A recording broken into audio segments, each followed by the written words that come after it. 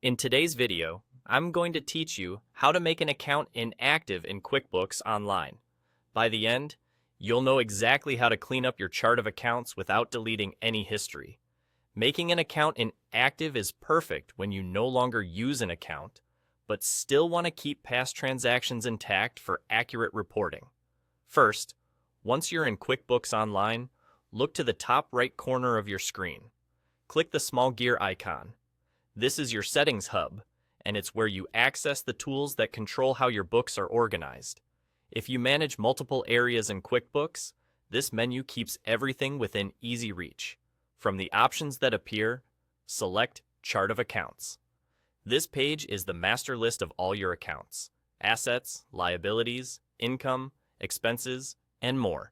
You'll see each account listed with its type and current balance. Take a moment here to identify the exact account you want to make inactive.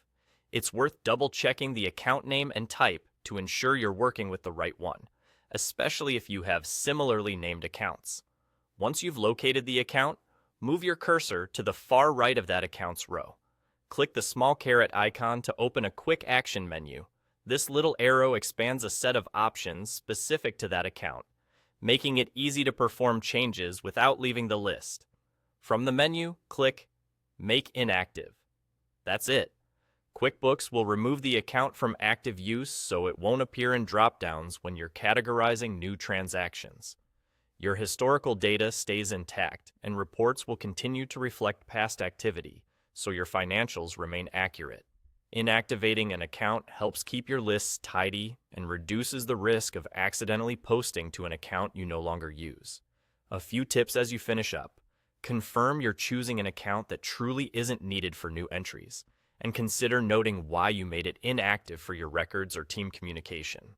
If you work with an accountant or bookkeeper, it's a good idea to align on this change so everyone follows the same chart structure going forward. And if you ever need the account again, you can bring it back later without losing any history. To recap in plain terms, open the gear icon, go to Chart of Accounts, find your account, click the caret, and choose Make Inactive. That's all there is to it.